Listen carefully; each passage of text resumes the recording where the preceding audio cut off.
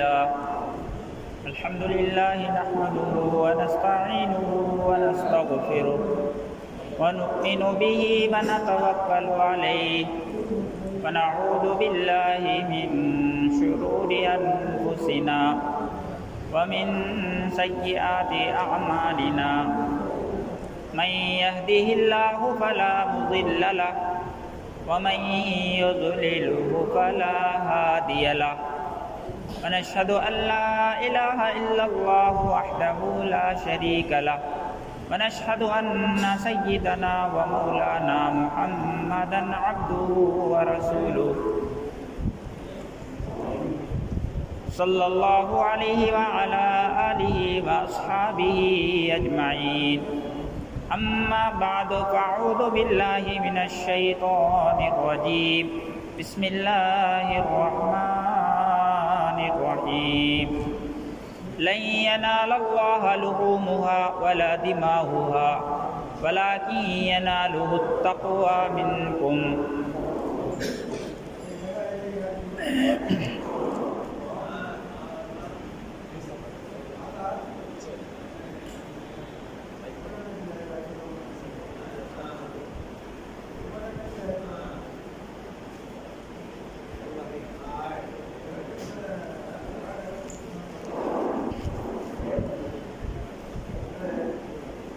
محترم حضرات،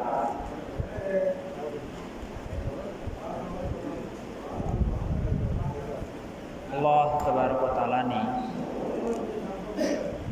ہمارے لیے سال میں 2 دن خوشی کے رکھے ہیں۔ ان 2 دنوں میں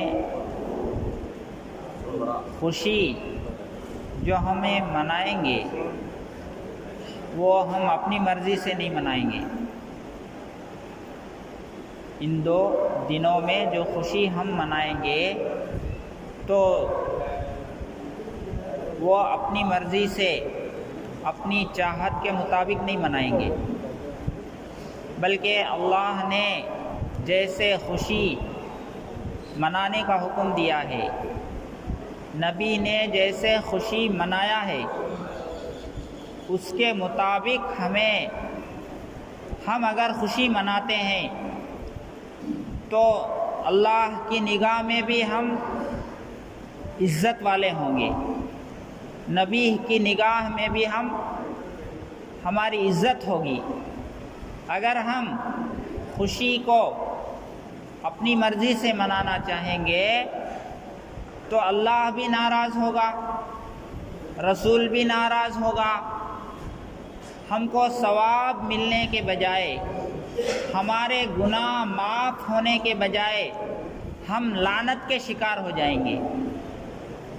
ہم نیکیوں کو حاصل کرنے کے بجائے گناہوں کا انبار ہمارے سروں پر ہوگا، ہمارے نام اعمال گناہوں سے بھر جائیں گے، نافرمانی سے بھر جائے گا۔ تو خوشی چاہے بقرعید کے موقع پر ہو، چاہے رمضان کے موقع پر ہو، عید الفطر کے موقع پر ہو، شریعت نے ہمیں خوشی کیسے منانا ہے یہ بھی ہم کو سکھایا ہے۔ تو خوشی کے موقع پر عموماً اچھے کھانے کھائے جاتے ہیں، اچھے کھانے پکائے جاتے ہیں، اچھے کپڑے پہنے جاتے ہیں، اور اپنے آپ کو آدمی آراستہ کرتا ہے، پیراستہ کرتا ہے، نہاتا ہے، دھوتا ہے، اور جتنا زیب و زینت کر سکتا ہے شریعت نے اس کی اجازت دی ہے۔ خوشی کے موقع پر نئے کپڑے پہننے کی اجازت ہے، خوشی کے موقع پر اچھے کھانا کھانے کی شریعت نے، بلکہ یہ جو قربانی کی جو عید ہے یہ کھانے کے لیے ہی ہے۔ قربانی دے کر کے اپنی قربانی دے کر کے اپنا حصہ جو قربانی کے جانور کا ہے ایک حصہ ہمارے لیے شریعت نے متعین کیا ہے، ایک حصہ قربانی کے جانور کا ہمارے لیے متعین کیا، یعنی تم اپنے پاس رکھو اور رکھ کر کے کھاتے رہو۔ تو گویا کہ کھانے کی بھی اجازت شریعت دے رہا ہے، اور عید کے روز اچھے لباس پہننے کا شریعت نے حکم دیا، اچھے لباس۔ تو اگر ہم شریعت کے مطابق عید کی نماز ادا کریں گے، شریعت کے مطابق عید منائیں گے، تو اللہ بھی خوش ہوں گے، ہم کو نیکیاں بھی حاصل ہوں گی، اور شیطان ہم سے ناراض ہوگا۔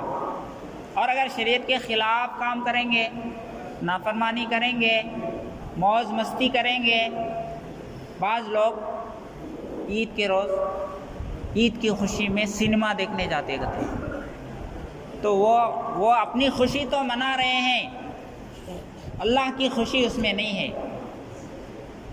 بعض لوگ عید کی خوشی میں شراب پیتے ہیں، تو وہ اپنی خوشی منا رہا ہے، وہ اللہ کی خوشی نہیں۔ بعض لوگ عید کے خوشی میں نہ جانے کیا کیا خرافات انجام دیتے، تو شریعت اس کو منع کرتی ہے۔ حرام کاموں کے قریب، حرام کام کرنے کا نام عید نہیں ہے، لیکن ہم عید کے نام پر، خوشی کے نام پر حرام کاموں کا ارتکاب کرتے ہیں، تو اس سے اللہ بھی ناراض، اور ہم کو نیکیاں نہیں ملیں گی۔ عید کی نماز چاہے پڑھ لے، عیدگاہ میں پڑھ لے، چاہے مسجد میں پڑھ لے، چاہے بیت اللہ میں پڑھ لے، لیکن اگر وہ عید کی نماز پڑھ کر کے پھر نافرمانی میں مبتلا ہو جاتا ہے، سنیما کو چلا جاتا ہے، یا شراب کے اڈے پر جاتا ہے، تو ایسا آدمی نیکیاں حاصل نہیں کر سکتا۔ جو حاصل کیا ہے وہ بھی کھو جائے گا، وہ بھی ختم ہو جائیں گے اس کی نیکیاں۔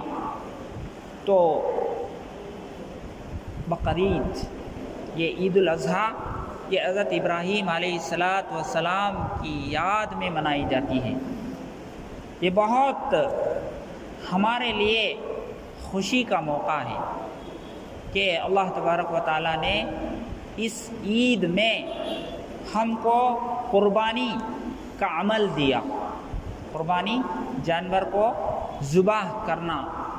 تو بعض مسلمان جانور کو ذبح کرنا ہندوؤں کے ساتھ رہتے رہتے، غیروں کے ساتھ رہتے رہتے جانور کو کاٹنا حرام سمجھتے ہیں، تو یہ غلط ہے۔ یعنی مسلمان کے گھر میں پیدا ہو کر کے اسلام نے کون سے جانور کھانا ہے، کون سے کھانا کھانا ہے، وہ سب بتا دیا ہے۔ ہم اپنی طرف سے کسی کھانے کو حرام کرنے کی ضرورت نہیں ہے، ہم اپنی طرف سے کسی جانور کو حرام کر لینے کی ضرورت نہیں ہے، اللہ تعالیٰ نے خود حرام کیا ہے۔ لیکن بعض لوگ شریعت سے ناواقف ہونے کی وجہ سے، قرآن سے ناواقف ہونے کی وجہ سے، دین سے ناواقف ہونے کی وجہ سے گوشت کھانا حرام سمجھتے ہیں۔ گوشت، حالانکہ گوشت کیا ہے؟ سید الطعام ہے، یعنی کھانوں کا سردار ہے۔ گوشت سب سے اول نمبر پر، کھانوں میں سب سے افضل چیز اگر کوئی ہے تو وہ گوشت ہے کھانوں کے اندر۔ اگر گوشت ہی نہ ہو تو پھر کھانے کا کوئی یعنی ٹیسٹ نہیں۔ تو ویسے بھی ہمارے یعنی خاص کر مسلمانوں کے جو فنکشنز ہوتے ہیں، جہاں تک میں دیکھا ہوں، بغیر گوشت کے نہیں ہوتے، بغیر گوشت کے فنکشن نہیں ہوتا۔ اگر کوئی مسلمان بغیر گوشت کا کھانا کھلایا تو سب بھی اس کو تانا دیتے، یہ کیا بھئی ہمارے گھر میں پکتا نہیں تھا کیا؟ تمہیں کیوں دعوت دی ایسا سادہ کھانے کا؟ تو گوشت عموماً کھاتے ہیں، لیکن بعض مسلمان گوشت کھانا برہمن بن جاتے ہیں۔ مسلمان کے گھر میں پیدا ہو کر برہمن بن جا رہے ہیں، میں گوشت نہیں کھاتا، میں نہیں چھوتا، میں جانور دیکھ نہیں سکتا۔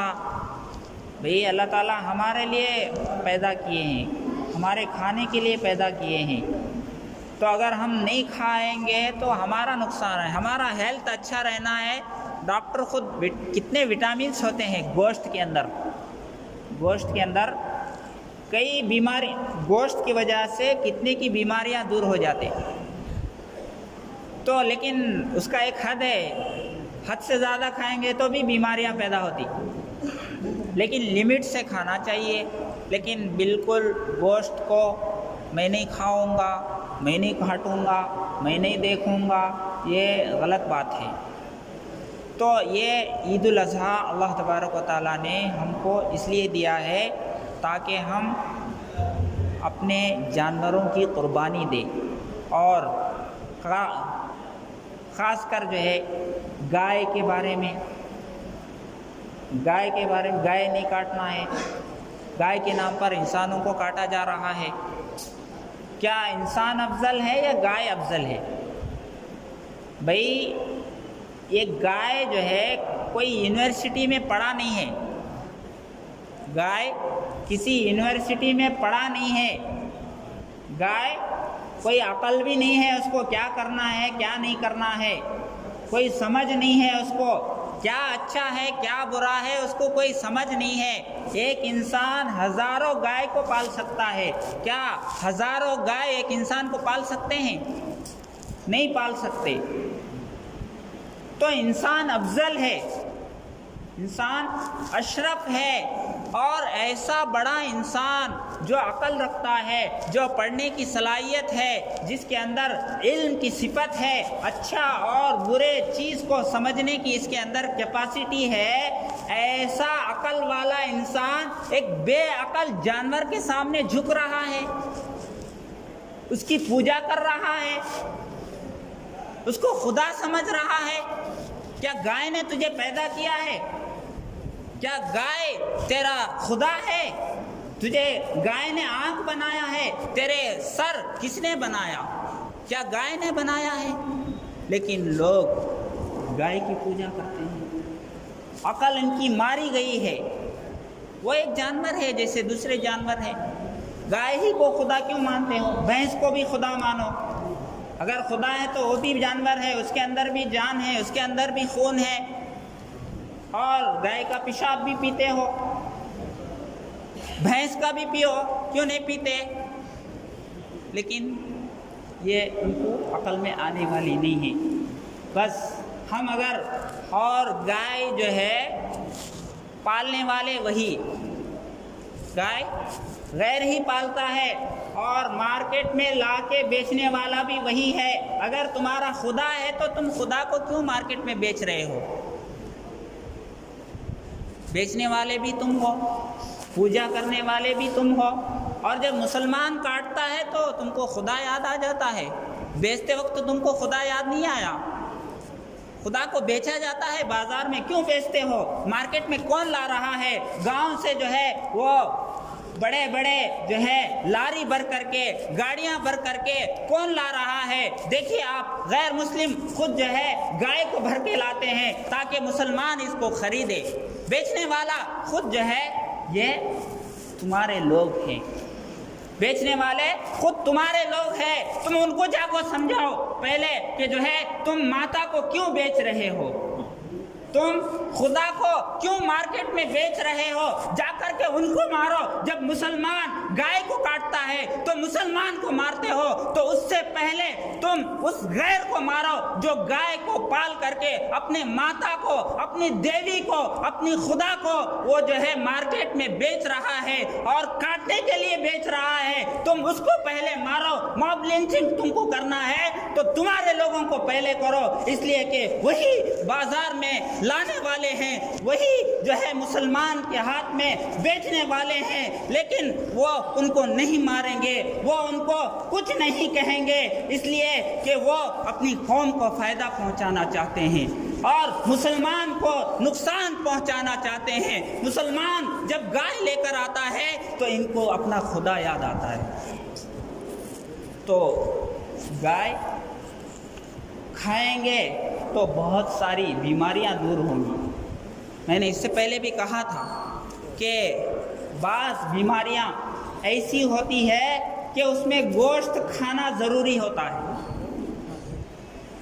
اس میں گوشت کھانا ضروری ہوتا ہے. جیسے ٹی بی کی بیماری ہے، ڈاکٹر سے آپ پوچھئے، وہ گائے کا گوشت زیادہ کھانے کے لیے کہتا ہے. تو اگر یہ سب جانور جتنے بھی ہے انسانوں کے فائدے کے لیے ہیں. بھائی اب کتنا ہوا؟ 9:10 کو جماعت کھڑی ہو جائے گی. 9:10 کو جماعت کھڑی ہو جائے گی. تاخیر کیے بغیر جو حضرات ادھر ادھر پھر رہے ہیں، باہر گشت کر رہے ہیں، وہ فوراً اندر آ جائے، فوراً اندر آ جائے. اور وضو اگر نہیں بنائے تو فوراً وضو کر کے آئے. اور جو حضرات وضو خانے کے پاس ہے وہ جلد از جلد اندر پہنچ جائے تاکہ نماز جلد از جلد ادا کی جائے. کیونکہ اصل وقت اعلان کیا گیا تھا 8:45 بجے، لیکن اب 9 کے اوپر ہو گیا ہے. تو یہ ہمارے اپنی حرکت کی وجہ سے. آپ غیروں کو دیکھیں گے ان کے پاس وقت کا بہت جو ہے پاس و لحاظ ہے، ہر ٹائم ان کا وقت پر ہوتا. پوجا ان کا اگر ہوتا ہے تو وہ ٹائم پہ ہی کرتے ہیں. وہ 9:02، وہ 1 منٹ نہ آگے ہوگا نہ 1 منٹ پیچھے ہوگا. یہ اصل ہمارے اندر رہنا تھا یہ چیز، لیکن وہ دوسرے لے لیے، اللہ ان کو آگے بڑھا رہے ہیں. ہم اپنی چیز کھو گئے یا تو ہم پیچھے ہو جا رہے ہیں. ہماری جو تعلیمات ہے ہم اس کو چھوڑ دیے، ہم پیچھے ہو رہے ہیں، اور ہمارے تعلیمات غیر لے رہے ہیں اور وہ آگے بڑھ رہے ہیں. صبح اٹھنا یہ ہم لوگوں کو سکھایا گیا، تہجد میں اٹھنے کے لیے بتایا گیا، فجر میں اٹھنے کے لیے کہا گیا. لیکن ہماری صبح کب ہوتی ہے؟ ہم میں سے کتنے لوگ فجر کی نماز پڑھے؟ روزانہ ہم کب اٹھتے ہیں؟ ہر آدمی سوچے. ایک بے زبان جانور مرغی 3 بجے اٹھ کے پکارتا ہے، 4 بجے اٹھ کے پکارتا ہے، جبکہ اس کو ٹائم معلوم نہیں ہے، جبکہ اس کو اذان معلوم نہیں ہے، لیکن وہ خود بھی اٹھتا ہے، دوسروں کو بھی اٹھا رہا ہے. لیکن ہم انسان ہو کر، عقل والے ہو کر، سمجھ والے ہو کر سوتے رہتے ہیں. صبح کا وقت جو ہے وہ بہت قیمتی ہوتا ہے، اس میں سانس لینے سے کئی بیماریاں چلی جاتی ہے، لیکن ایسے ٹائم پہ ہم سوتے رہتے تو ظاہر ہے کہ ساری بیماریاں ہمارے اندر ہی آئیں گی. کیوں؟ فریش ہوا میں اگر ہم سانس لیں گے تو آنے والی بیماریاں بھی چلی جاتی، اور اندر ہے سو بیماریاں بھی ختم ہو جاتی. لیکن وہ فریش ہوا نہیں لے کر کے 9 بجے 10 بجے اٹھیں گے تو ظاہر ہے کہ پولوشن والا ہوا ہمارے اندر جائے گا، تو اب بیماریاں ہی پیدا ہوں گی. تو اس لیے فجر کی نماز اللہ تعالیٰ ہم کو دیے تاکہ ہم فجر کی نماز پڑھ کر ہم اپنا کام شروع کریں. لیکن وہ غیر لے لیا، آج غیر فجر میں جلدی اٹھ جاتے ہیں اور اپنا کام شروع کر دیتے ہیں. سب پہ الٹا چل رہا ہے ہمارا. تو وقت بھی ہو گیا ہے، وقت بھی ہو گیا ہے. اللہ تعالیٰ کہنے سننے سے زیادہ عمل کی توفیق عطا فرمائے. وآخر دعوانا ان الحمد للہ رب العالمین. نیت کو بولو.